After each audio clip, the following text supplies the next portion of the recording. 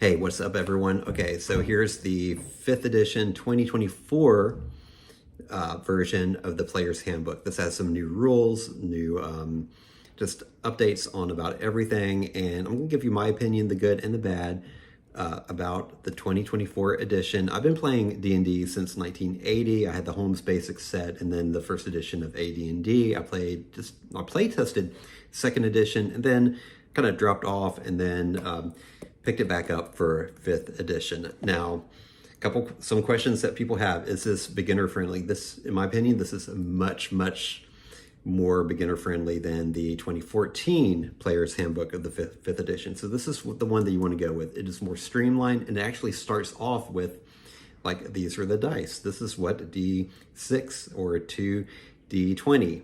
This is what these mean. These are your different ability rolls or saving throws and difficulty class. It kind of goes over just the basics on actually how you play the game.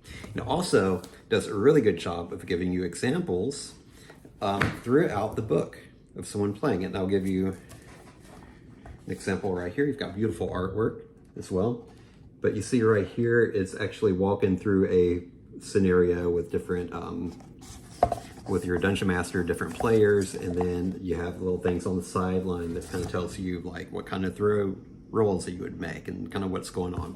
So it does a great job, much better. The regular 2014 5th edition book, it just starts off with character creation, and it's talking about all these things that you may not even understand what they mean yet.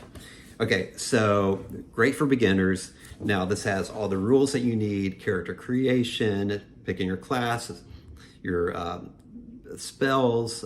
Races are called species in here. That's kind of weird. I don't really understand that, but whatever. So pick out your species, your character's origin, their background, feats. There's new and updated spells, so a lot of new stuff in here. So even if you have the 2014 5th edition, I do recommend as a player you picking this up.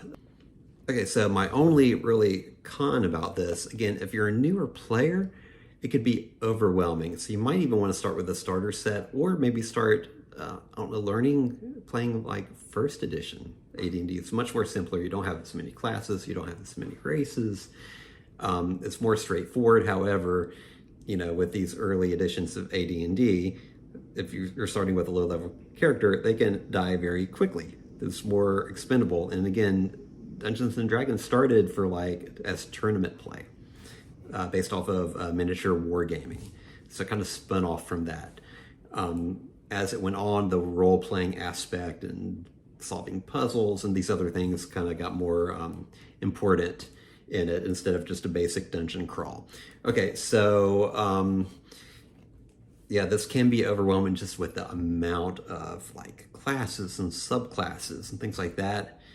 But otherwise, the way that it's laid out is great. And if you've never run an adventure before, I would go with one of the starter sets. Felinar and some of those are great ones that kind of walk you through your first adventure, both as a player and as a dungeon master as well. But anyway, this is the 2014 edition of the Player's Handbook.